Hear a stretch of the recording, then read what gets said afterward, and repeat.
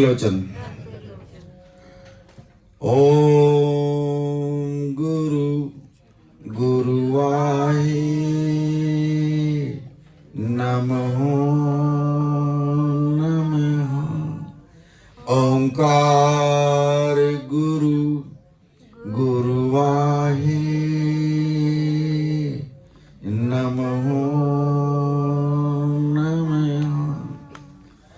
नानक नाम चढ़दी कला। सभी साथ संगत को नए साल की हार्दिक शुभकामनाएं और आपके चरणों में कोटि कोटि प्रणाम करता हूँ। ये साल बदला है साथ संगत जी, आज आपको भी जो है ना बदल का जाना है यहाँ से। अभी मैं देख रहा था किसी के गोडे दुख रहे हैं, किसी के पेट में हो रहा है, किसी के में कुछ हो रहा है, किसी के सिर में दर्द हो रहा है। यहाँ बैठते ही जो है ना महाराज जी एक एक जीव की खबर बताया। बार बार मैं कदे गोडे नहीं गे ना, कदे गे ना, कदे सिर में, कदे घर में। आप बैठे जरूर हो यहाँ पर, लेकिन आपका ध्यान नहीं है। ध्यान और कहीं जा रहा है आपका। अब हाजिरी तो उसकी लगेगी ना जिसका ध्यान होगा यहाँ। अब बैठे हो आप,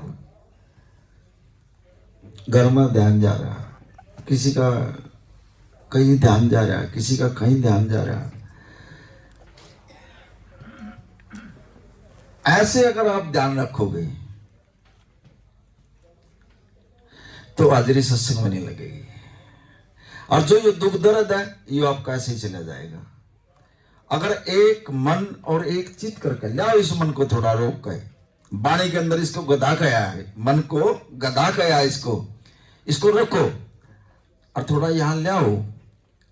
आज आप जो आए हो महाराज जी के चरणों में आए हो, आप संसार से टूट कर आए हो, संसार से पीठ फेर लिया आपने और सचखंड में बैठे हो। आप कहीं ऐसी वैसी जगह नहीं बैठे हो, कहीं ये एक सचखंड है जहां गुरु, अब ये गुरु महाराज जी जो है सचखंड से आए हैं। सचखंड से आने का इन्होंने अपना स्थान ग्रहण कर लिया। और जब ये यहां पर आने का बैठ गए, फिर इन्होंने जो ना आत्माओं को बुलाना शुरू कर दिया। जिस आत्मा को इसने कुछ देना है, जगाना है, उसी को बुलाया इसने, फालतू को नहीं। अब यहां भी जो बच्चे हैं, ये जो बाहर खड़े हैं, इनके भाग में नहीं है, नहीं आएंगे, ये बाहर खड़े रहेंगे, संसार की बात करेंगे ये। लेकिन जिसके भाग में है वो आएगा। गुरु के हमेशा जो ना सामने बैठना चाहिए। अब इधर उधर खड़े, अरे बात तो पहले भी कर रहे थे तुम, संसार की बात तो पहले भी हो रही थी, लेकिन आज जो ये इतना बड़ा परमात्मा जो घर पर आया है, धन्य है या मां जिसने जो ना इस परमात्मा को जो ना घर पर बुला लिया। पता नहीं किन किन जीवा का आज उद्धार करवा देगी यहां से। लेकिन अपनी सच्ची आत्मा से और यकीन से और भरोसे से बैठे रहना और मांग लियो जो कुछ मांगना है। कोई खाली नहीं जाओगा इसके दर से। ये गुरु नानक का दरबार है, इसके दर से कोई खाली नहीं जाता। सारी साखियां ना छोड़कर माता सुलुकनी की साखी ले लो, सिर्फ एक ही। माता सुलुकनी सिर्फ एक ही साखी पर ज्ञान आ जाएगा आपको। 35 साल तक उसका बच्चा नहीं होया बेचारी गए, और दर दर की ठोकर खाया गई। वो मंडी मसानी पूज ली उसने, जहां भी जावा नु कह देख तेरी किस्मत में नहीं है, कांटा लग गया है नहीं तेरे बाग में औलाद। और जब उसके समय आया तो एक सेवक ने कहा, मां क्यों रो रही है तुम? कह लगे पुत्र मैंने दुनिया में धक्के खा लिए, मेरे भाग में एक पुत्र नहीं है।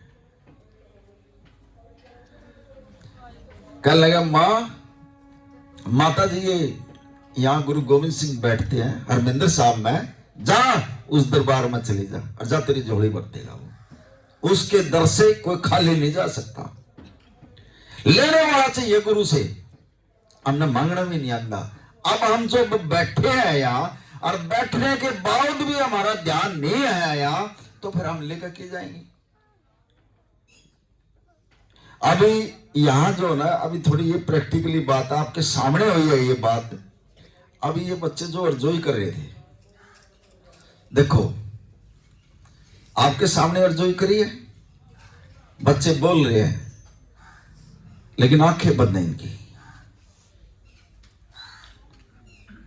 गुरु के सामने आंखें बंद है इनकी और बोल रहे हैं मैं नीच तेरे दास को दसा।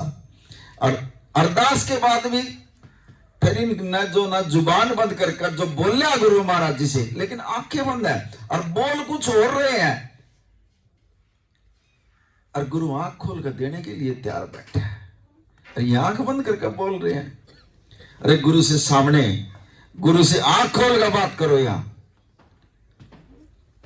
कदे भी आंख बंद मत करके जो ना, इनके सामने आंख बंद करके नहीं, अंदर कुछ और मांग रहे हैं और कर रहे हैं आंख बंद करके महाराज जी से जो है, महाराज जी मेरा ये कर दे, ये कर दे। और वो नो करा तू आंख तो खोल ले, मैं कैसे देऊं, तेरी तो आंख बंद है, आंख खोल कर मांग ले तू।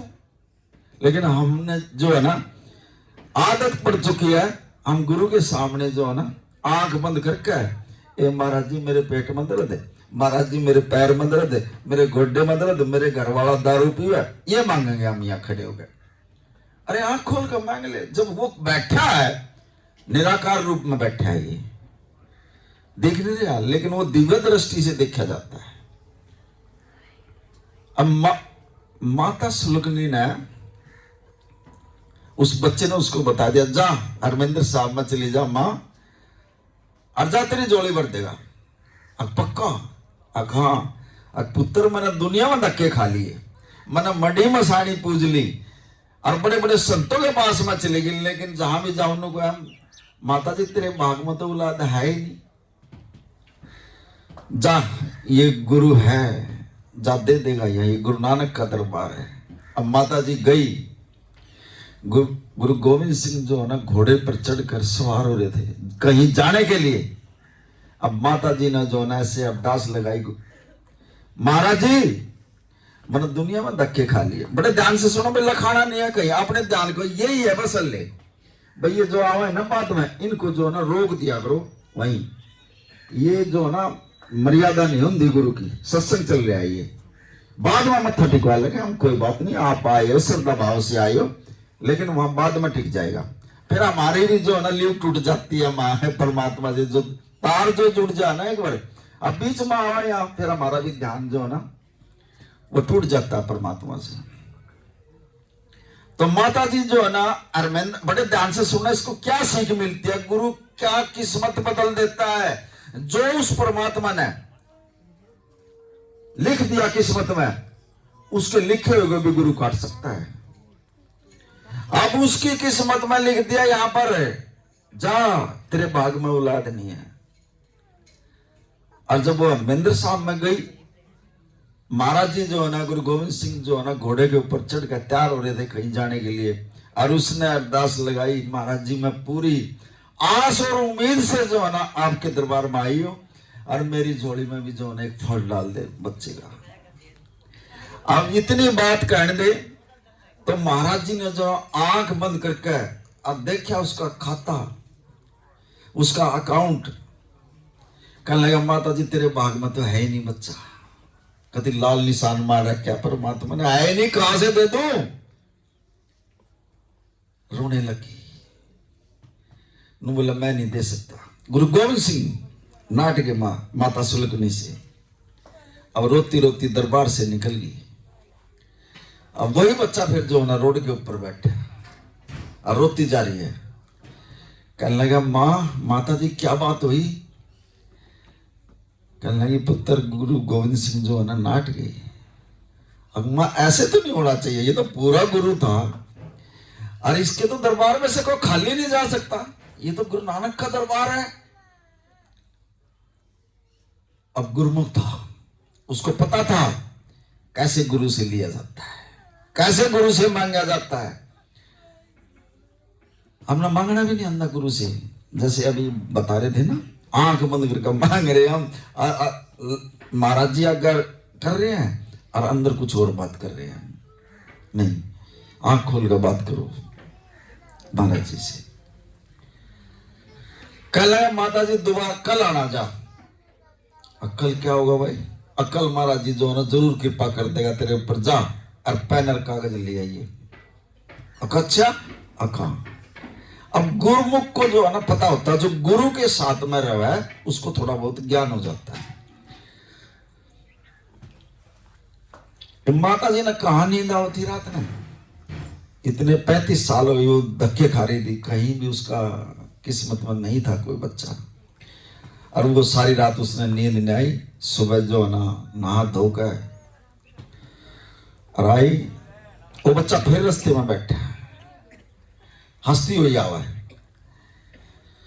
कहने लगा माता जी आ गई। कहाँ पुत्र में आ गई? पेन कागज भी ले आई। कहा पेन कागज भी साथ में ले रही हूँ। कथी? जा आज फिर जा, तुम गुरु महाराज जी के पास जा और वो नाटेगा तेने देख कर ये कहेगा माँ माता जी तू कल भी आई थी और तेरे भाग में तो है नहीं। ये बोल लेगा गुरु महाराज, तुझे देखते ही बोल लेगा। लेकिन एक बात बोल देना महाराज जी को, महाराज जी जो मेरी किस्मत के जो लेख लिखे जा रहे थे यहां पर, वहां भी तो आप ही लिख रहे थे। जब मेरे लेख लिखे जा रहे थे वहां भी तो आप ही लिख रहे थे ना। अगर आपने वहां नहीं लिखा हो तो यहां लिख दे। अरे ये पकड़ पेन और कागज लिख कर दे मुझे। अब जब वो गई अगले दिन, फिर महाराज जी जो गुरु गोविंद सिंह जो ना घोड़े पर चढ़ कर तैयार हो रहे थे जाने के लिए, घोड़े के आगे जो है ना खड़ी होकर अरदास लगाई, महाराज जी कर दो कृपा एक पुत्री। कहने लगे माता जी कल भी आई थी तुम? कहाँ आई थी? और जब तेरे बाग में है नहीं तो मैं कहां से दे दूं? लिखा ही नहीं परमात्मा ने, पुत्र नहीं लिखा तेरे बाग में।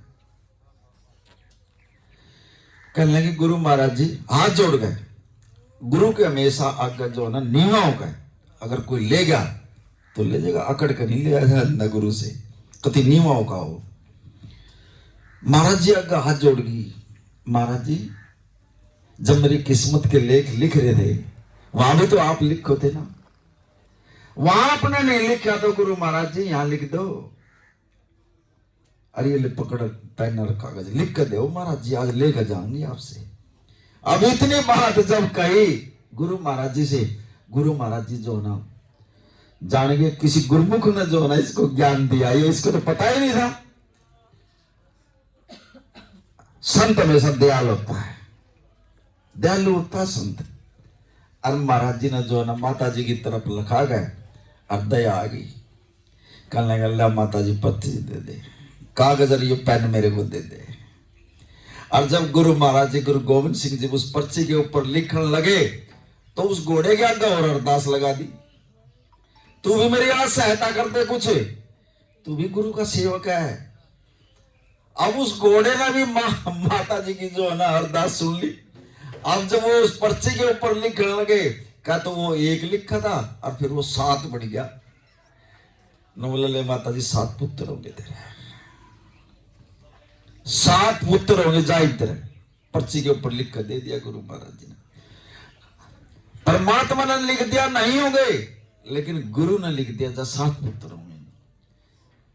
उसकी लिखी हुई को जो है ना गुरु काट सकता है, गुरु की लिखी हुई को जो है ना परमात्मा भी नहीं काट सकता।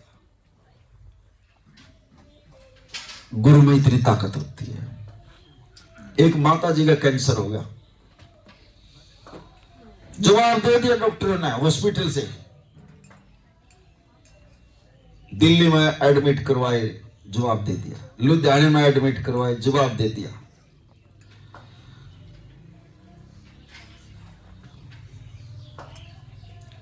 जब सब जगह से जवाब हो गया ना उसका,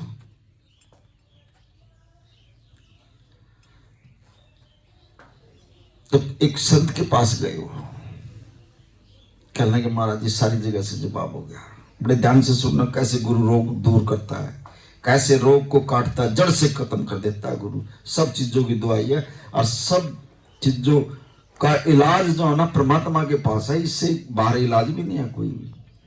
जब डॉक्टर जवाब दे देंगे ना, जब गुरु आ जाएगा, जब संत आएंगे फिर, और वो संभाल लेंगे, आशीर्वाद में भी ठीक कर देंगे वो। लेकिन सेवक का भरोसा होना चाहिए। महाराज जी ने उसको कहा, पुत्री, उसके घरवाले का कैंसर था, जवाब मिल गया तेरे को? हाँ महाराज जी जवाब दे दिया। बोला 40 दिन का चीलिया कर दे, चालिया बोलते हैं, जा 40 दिन के बाद देखना। तो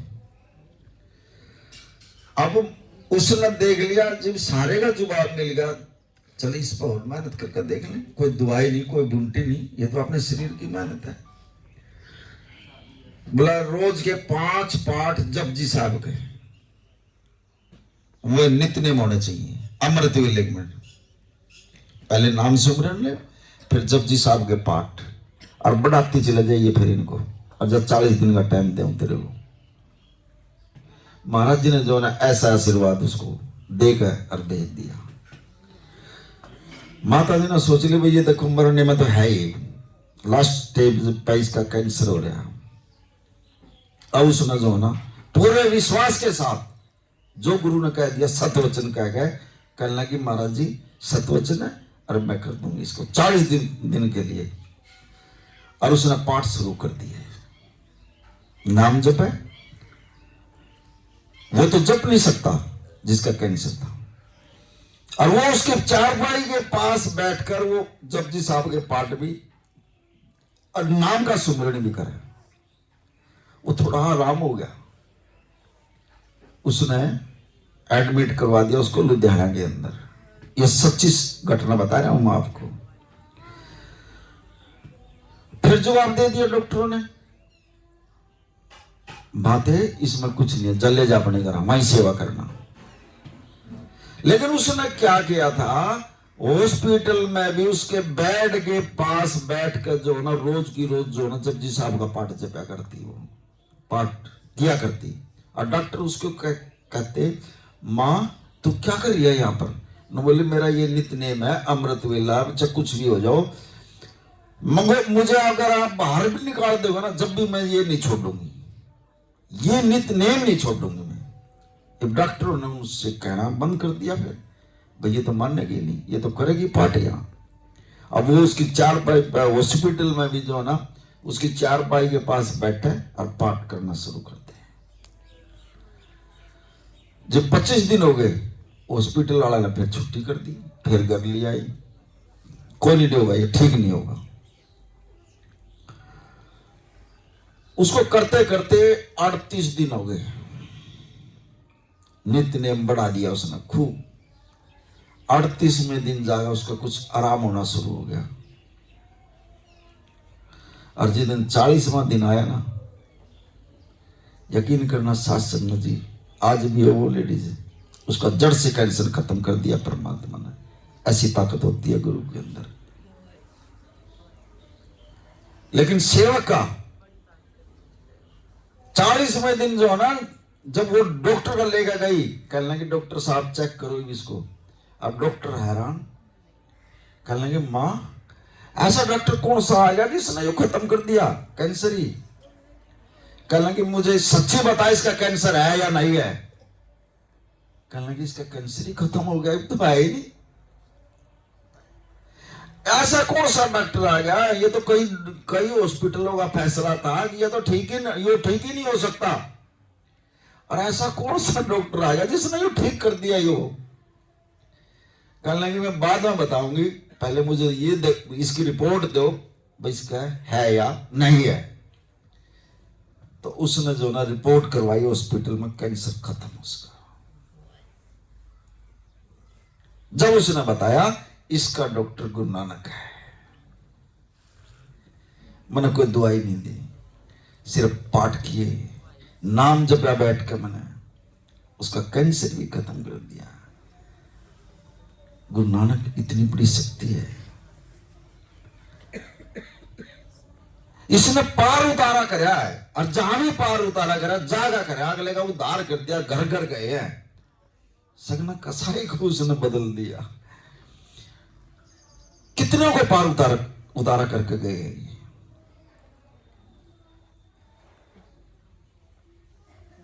और आज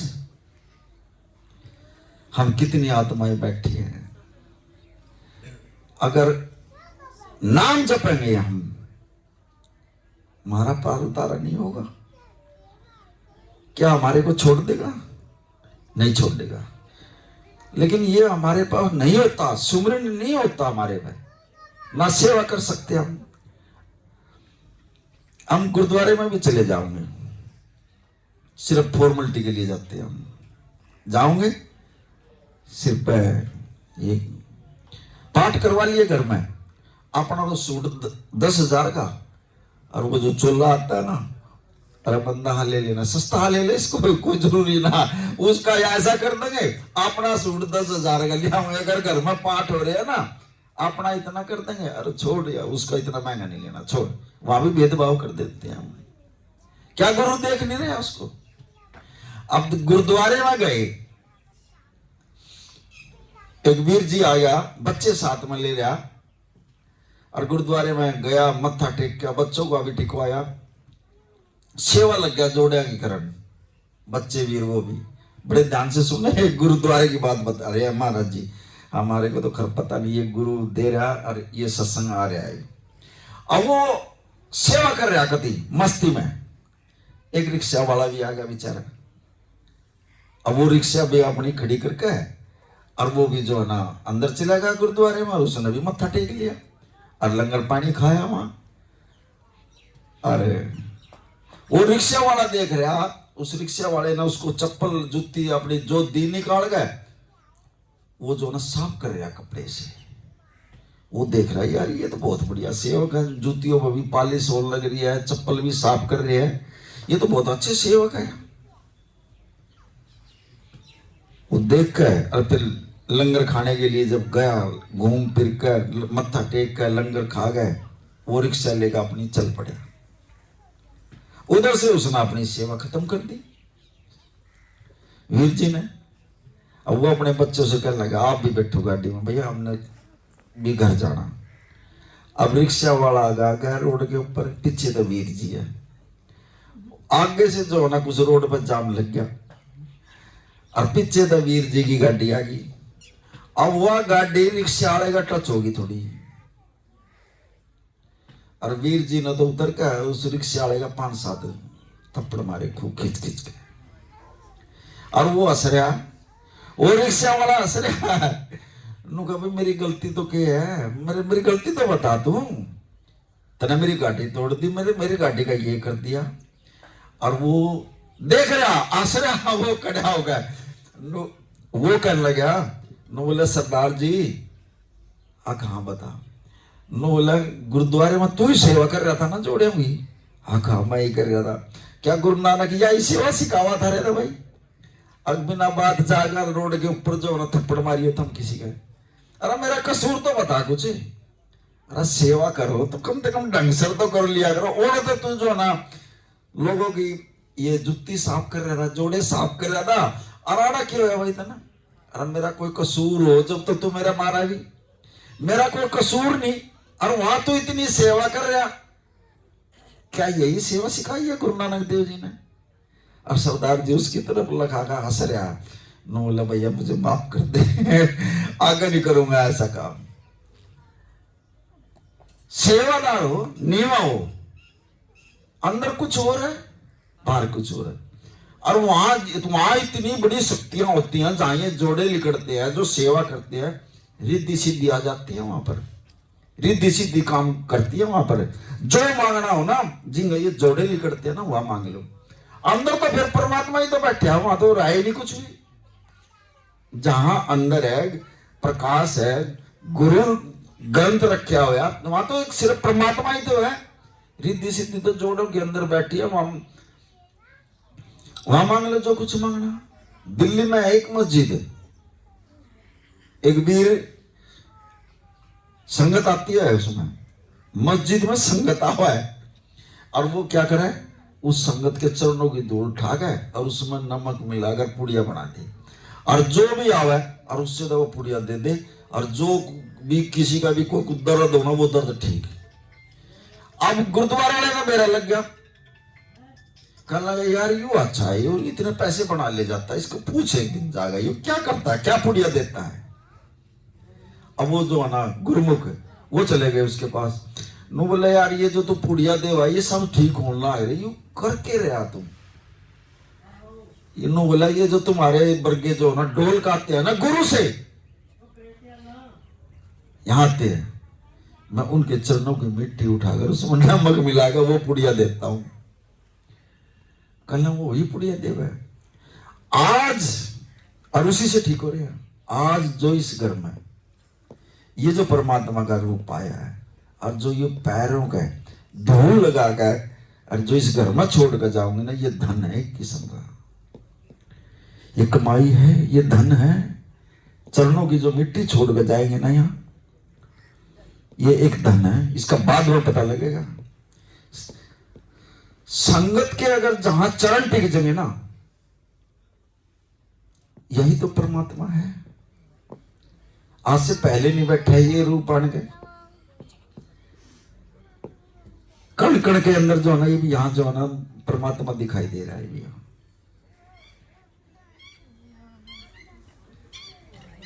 बड़े ध्यान से सुनना इस साखी को भी, ये जो महाराज जी बताए। एक बहुत नीच जाति की और बहुत भद्दे उसका शरीर, उसकी शिकल बहुत भैड़ी शिकल उसकी, और वो 4-5 साल की बच्ची है, और वो साधुओं की संगत में चली गई और उन्होंने जो ना साधुओं के पास जाकर बैठ के और उनका प्रवचन सुनना, उनकी सेवा करनी। लेकिन मन में ये बात है भाई आवाज ना करियो, माता जी को वहीं बिठा दो, यहीं नहीं आने देना, अभी इसको रोक लो, वहीं माता जी वहीं बैठ जाओ आप। अब उसके मन में ये है, पहले जो है ना मंदिरों के अंदर भी जो है ना जो नीच जाति की होया करते, थोड़े घटिया जाति के, उनको बढ़ने नहीं दिया करते कहीं। अब उसको डर ये था मैं नीच जाति की हूं, मैं साधुओं के पास आ गई, मुझे जो है ना इनकी सेवा में भी जो है ना विघ्न डलेगा। तो वो बेचारी जो है ना दूर रहने लगी, उनसे दूर रहकर और उनके प्रवचन सुनती, उनकी सेवा करती। तो एक दिन जो ना जीव हत्या करके और मेरी शादी में और बारात को ये खिलाएगा, मांस भी और अन्न भी, दोनों चीज खाएंगे हुए। कहने लगे ये तो सबसे भारी पाप हो गया, अन्न भी खा रहे यार, मांस भी खाओगे। वो आज भी होता शादियों में जो है ना, पंजाब में खासकर जो ना बढ़ते हैं ये मांस मिट्टी भी बढ़ती है, ये कई जगह नशा ही इतना हो गया वहां पर। तो कहने लगे पिताजी मैंने शादी नहीं करवानी। क्यों? अब ये जो है ना जीव हत्या कर कर जो है ना, आप जो है ना मेरा भी जन्म खराब कर दोगे आप। और जिस दिन की शादी थी ना, उससे एक दिन पहले वो घर से भाग गई और जंगल के अंदर चली गई। अब वहां साधु जो है ना वो तपस्या कर रहे थे और लोग की वो जा गए, और उसने सोचा भाई मैं इनके पास जाऊंगी, मैं नीच जाति की हूं, घटिया हूं। उसका चेहरा भी थोड़ा वैसा था, डरावना सा, इनसे मैं दूर रह लूंगी। और जंगल के अंदर जो है ना वो अकेली जो है ना एक झोपड़ी के अंदर रहने लगी और साधुओं की सेवा करने लगी। उसको काफी दिन हो गए। अरे नहीं बारिश नहीं आएगी, क्यों चिंता कर रहा था, बैठो आराम से सत्संग सुनो। ये भी कथा सुनने के लिए आया ये गुरु का, ये भी कि पता नहीं किस रूप में आ जाए परमात्मा का कुछ नहीं बेरा, किस रूप में आ जाता वो।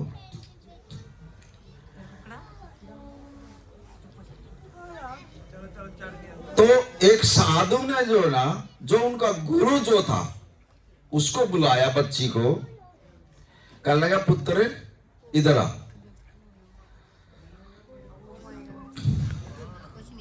अरे कुछ नहीं आता, आप जो है ना चिंता ना करो, ये सब ये भी कोई ना कोई कारण होया जो ये आया यहाँ पर है।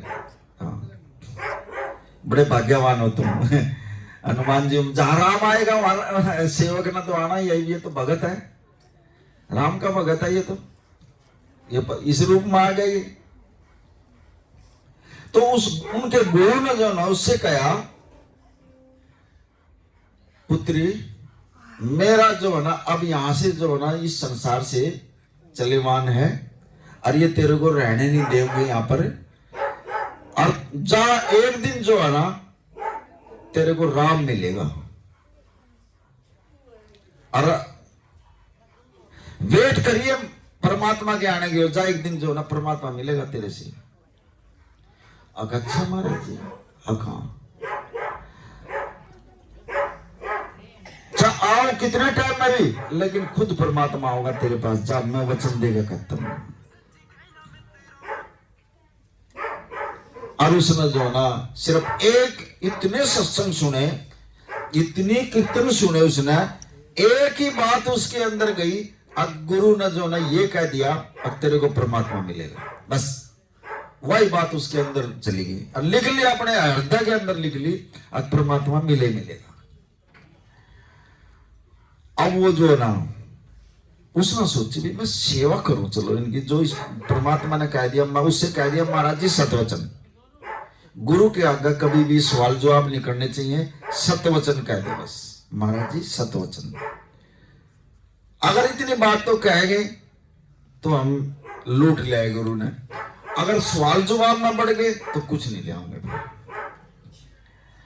अब वो सेवा करने लगी वहां। अब वो जो वहां सरोवर था, पंपा पर सरोवर, पंपा सरोवर है, ये वाणी के अंदर भी जिक्र आया इसका, वाणी से बाहर कोई बात नहीं आएगी। है पंपापुर सरोवर, जहां मांस वो हंस रहते थे, पंपापुर सरोवर में वहां जो ना साधु रहा करते, ये वाणी के अंदर भी लिखा है। अब उसने सोची चल मेरे और तो ये कुछ सेवा करने नहीं देंगे, मैं नीच जाति की हूं, मेरा शरीर भी जो है ना शिकल भी बैठी है, और ये साधु जो आते हैं ना मैं इनका रास्ता साफ कर दूंगी, इनके पैर में कुछ नहीं चलेगा। और वो सुबह अमृत वेले में उठा और उस रास्ते को साफ कर दे। फिर देखा अरे यहाँ भंडारा भी बनता है, लंगर भी बनता है, वो दिन में जो है ना सूखी लकड़ी लियावा और उसमें डाल दे उनके उसमें आश्रम में। अब जो गुरु जो था उसने एक दिन पूछ लिया, बोले यार ये है कौन जो रास्ता साफ करे?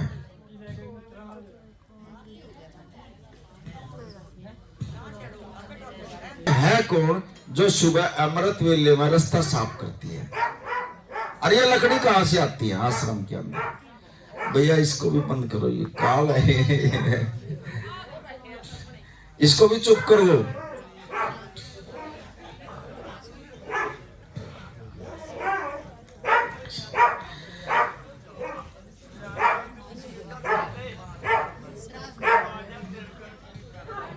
सत्संग में प्रवेश नहीं हो सकता, ये बाहर ही बाहर होगा, अपनी झलक दिखाएगा ये, चलो कोई बात नहीं, आपका ध्यान थोड़ा वो सा हो गया, सत्संग रुक गया थोड़ी देर, ये काल ही है। तो उसने कहा गुरु महाराज जी ने, भाई इसका पता करो ये कौन तो लकड़ी डालती है, कौन रास्ते साफ करे? बोले महाराज जी हमने तो बेरा ही नहीं। बोले रोज तो लकड़ी आ रही है, रोज रास्ता साफ हो रहा। बोले इसको देखो ये कौन है। तो महाराज जी ने जो ना पहरा लगा दिया। अब वो दिन में जो है ना वो महाराज जी जब अपनी पूजा पाठ के लिए जाते हैं तो वो पीछे से लकड़ी डाल आती है आश्रम में, और उसको पकड़ लिया। अरे ये तो वही है। वो कौन थी बोला? वो बिलनी थी, बिलनी थी वो। बोले ये तो नीच जाते किया महाराज जी, इसने हमारा जन्म खराब कर दिया, ये तो लकड़ी भी लाती है यार, इस रास्ता भी साफ करती है, इसने तो हमारे को भी जो है ना भ्रष्ट बना दिया। बोले इसको जो है ना दूर करो, यहां से जो है ना दूर ले जाओ। अब एक दिन जो है ना, अब देखो एक जैसे हम एक दूसरे से द्वेष करते हैं, उसने कोठी बढ़िया बना ली तो मैंने भी बनानी है, उसका गाड़ी ये आई तो मैं उससे बड़ी ले आऊंगा, ये द्वेष भावना की बात होती है। अब वो जो है ना बेचारी एक दिन जो है ना रास्ता। अब देखो कितनी गहराई की बात महाराज जी समझाने लग रहे, बड़े ध्यान से सुनना इसको। वो सड़क साफ करने लग रही है और एक साधु आया, उस साधु की चादर जो है ना उसका टच होगी बिलनी का, और उसका वो टच होगी तो उसने जो है ना वह चादर जब वो नहाने लगा तो पंपा पर सरोवर में जो है ना चादर डुबो दी, और वो चादर उसमें डूबते ही सारे सरोवर में कीड़े बन गए, वहां पर कीड़े चल पड़े उस सरोवर के अंदर। अब वो साधु कहने लगे कि यार ये इस साधु के जो ना ये चादर डालने से जो ना और ये सरोवर में जो ना कीड़े पड़ गए इसमें, ये कैसे ठीक होंगे। अरे चलो तो बड़ा काम खराब कर दिया, हम तो लंगर बनाने के लिए भी परेशान है, ये तो सारा पानी गंदा हो गया ना, हम इसमें स्नान कर सकते, सिर्फ एक चादर ही टच हुई थी उसके बिलनी का और वो इतनी मतलब वो होगी, अब सारा सरोवर गंदा कर दिया उसने। अब वो अपना जो है ना सेवा कर रही है, रोज जो है ना जंगल से फूल लावा तोड़ कर रास्ते में बिछावा, मेरे राम आऊंगे, बेर लावा तोड़कर रोज की रोज, छोटी सी अवस्था से, और वो जो ना 80 साल 85 साल की होगी, बाट देख देख देख देख परमात्मा की, कदा होगा परमात्मा मेरे को, कद परमात्मा दर्शन देगा, उसको देखता भी कौन है इतना, और वो इंतजार कर करके अंधी भी उन्नोटित करती वो। तो वहां से जो है ना महाराज जी जो ये राम जी जो है ना वनों के अंदर घूम रहे थे, तो घूमते घूमते जो है ना पंपा पर सरोवर पर चले गए, और उन संतों ने देखा, साधुओं ने देखा, अरे ये तो राम जी आ चुकी है यहाँ। आप सब ना जो है ना आप अपनी जो है ना झोपड़ी की जो है ना अच्छी तरह सजाई उन्होंने, मेरी भी झोपड़ी में आऊंगे राम, मेरी भी झोपड़ी में आऊंगे राम, सब अपना कर रहे हैं तैयारी, और वो बेलनी अपनी झोपड़ी में बैठकर समाधि लगा रही है, राम आएंगे एक दिन, जरूर आएंगे राम, मेरे को दर्शन देंगे, ऐसे वो कर रही है, बात कर रही है अपने हृदय से। तो राम जी जो है ना किसी की भी झोपड़ी में नहीं गए,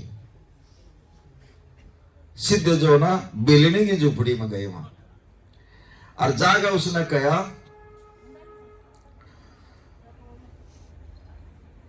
माते अब तो दरवाजा खोलो।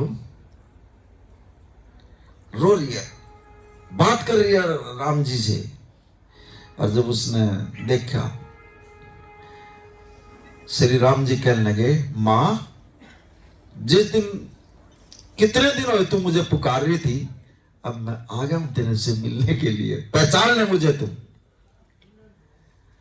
अब जो है ना वो देख रही है, राम की तरफ देख रही है, रो रही है, उसकी आंखों से आंसू बह रहे हैं, रुक नहीं रही वो राम के दर्शन करने के लिए। उसने जब अपने आंसुओं से उसने राम के चरण धो दिए, और राम भी देख रहा, इतना वैराग आ गया उसके अंदर, बिलनी के अंदर इतना वैराग आ गया, और रो रो का जो वो थम नहीं रही है, और परमात्मा के दर्शन कर रही है, वो धो दिए पर राम के चरण भी।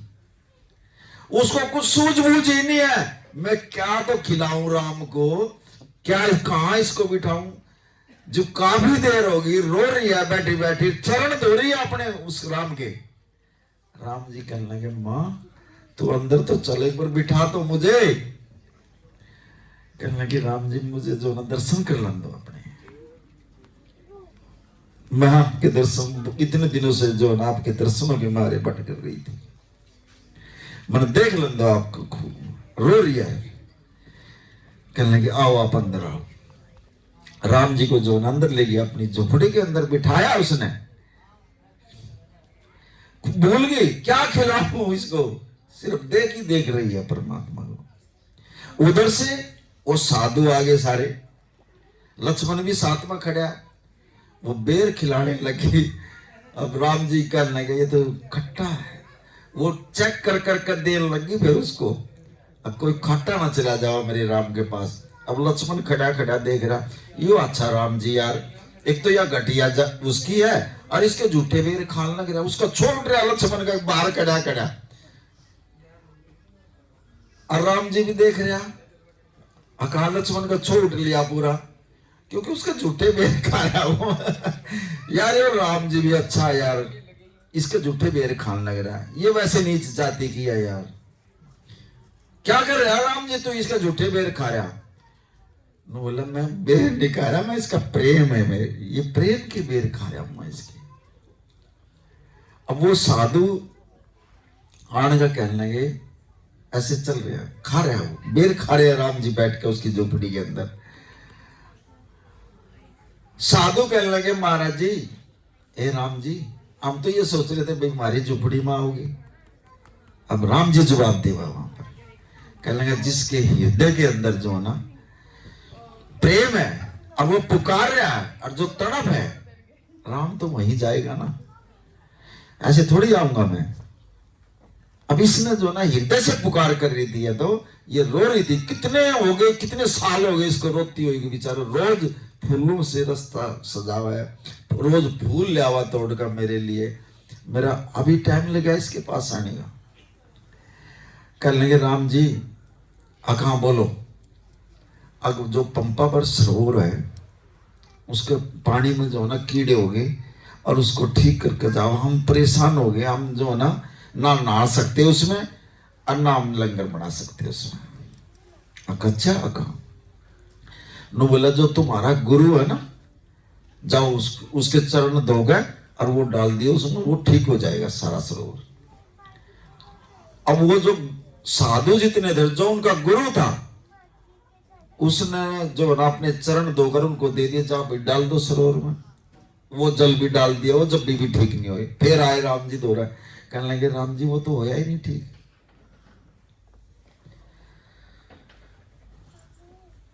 अब राम जी कहने लगा भाई मेरे धो लो, मेरे चरण धोकर उसमें डाल दो, जब भी तो ठीक हो जाएगा। बोला जी देव। अब राम जी के चरण धोकर वो उसने ले गए वो साधु, और वो भी डाल दिया, वो जब भी ठीक नहीं होया। अब जब कुछ भी चारा नहीं चला, जब राम जी कहने लगे अब इस बिलनी के चरण धो और इसके चरण धो गए और जाओ उसमें डाल दियो, और वो जो है ना जल जो ना वो ठीक हो जाएगा। अब लक्ष्मण का चोट रहा बाहर कड़ा कड़ा, ये राम जी क्या कह रहा बता, नुका इसके चरण दो, अरे ये नीच जाति की, और नु कह रहा कि इसके चरण दो, क्या कह रहा है राम जी, तो ये इतने बड़े बड़े साधु हैं जी, तेरे चरणों धोए पीछे भी वो सरोवर का जल ठीक नहीं हुआ, एक इस या नीच जाति की और इसकी शिकल बैठी, और आप कह रहे हो कि इसके चरण दो और उस सरोवर में डाल दो, सरोवर का जल ठीक हो जाएगा। लक्ष्मण का गुस्सा उठ गया, खड़े खड़ा बाहर। कह लगा लक्ष्मण गुस्सा मत हो भैया, अब वो बोला दो भाई इसके चरण। कह लगे राम जी ऐसा ना करो, मैं नीच जाति की हूं, मेरे साथ ये साधु मेरे पैरों का हाथ लगाओगे, देखो कितना मान सम्मान कर दिया, फिर भी वो साधु मेरे पैरों का हाथ लगाओगे, राम जी ऐसा ना करो। कह लगा तू अपने आप धोखा दे दे फिर अपने चरण। अब उसने जो है ना वो अपने चरण बेलनी ने अपने चरण धो गए और उन साधुओं को दिए, और साधुओं ने जब उसमें वो जल डाला तो जाते जो ना जल साफ हो गया। देखिए क्यों नहीं हो रहा था, क्योंकि साधु के अंदर दवेश था, अरे ये नीच जाति की है, ये बिलनी है, देखो भक्ति जरूर कर रहे हैं, नाम जरूर ले रहे हैं, सेवा जरूर कर रहे हैं, लेकिन द्वेष भावना देखो उनकी, अब ये नीच जाति की है। ये समानता अब यहां जो ये जो सत्संग चल रहा है, ये गुरु नानक देव जी ने खत्म कराया, यहां का खत्म कर दिया। कोई भी सत्संग में इस संगत में कोई भी किसी जाति का भी आड़ का बैठ सकता है और लंगर खा सकता है, यहां खत्म हो या ये देखो गुरु नानक देव जी ने खत्म कराया ये, और ना पहले ऐसे ही थे, मंदिरों में भी नहीं बढ़न दिया करते नीच जाति वाले को, लेकिन ये परमात्मा का दरबार है, इसने ऐसा ज्ञान दिया, गुरुद्वारे में कोई भी जा सकता है, कोई भी लंगर खा सकता है, कोई भी संगत में बैठ सकता है, किसी को मनाही नहीं है। यहां ये परमात्मा का रूप है, इससे बढ़कर कुछ नहीं है। जो भी मिलेगा संगत में मिलेगा। ये सब रूप में परमात्मा बैठे हैं। एक जीव के अंदर आत्मा बैठी है, ये परमात्मा का रूप बैठे है। ये गुरु स्वरूप पर दर्जा है ये संगत का। जो अगर संगत अपने मुंह से कह दे, गुरु को भी माननी पड़ती है बात।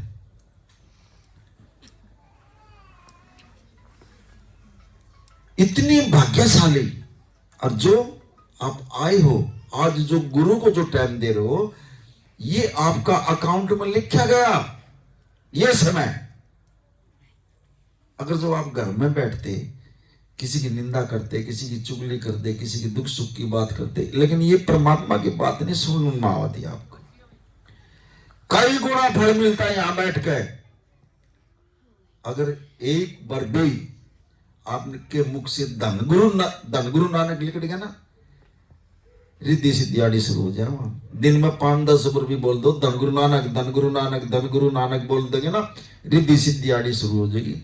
और साल भर में एक सत्संग, जैसे आज माता जी ने जो ये जो परमात्मा का रूप परमात्मा बुला लिया, और ये परमात्मा का रूप बैठा, साल भर में एक सत्संग घर में हो जो, वहां भी रिद्धि सिद्धि आनी शुरू हो जाएगी। नाम चढ़ती कला तेरे बाणे सरबद्दा कहन में, तो ये तो ताकत ही कुछ और है। देखो हम सारे के सारे किसी न किसी की गुनाह करके तो हम गलती तो कर ही हैं, निंदा भी करें, चुगली भी करें, क्या पता नहीं हम क्या क्या कर काटते हैं। लेकिन जब हम सत्संग में आओगे और यहाँ का, और जब हम बोलते हैं नानक नाम चढ़ती कला तेरे माने सरबद्दा वाला, वहां जो है ना हमारे जो है ना, वो जो हमने करी है ना, जब निंदा चुगली और जो हमने बोलिया सरबद्दा वाला मांग लिया, तो वो हमारे जो ना माफ हो गया।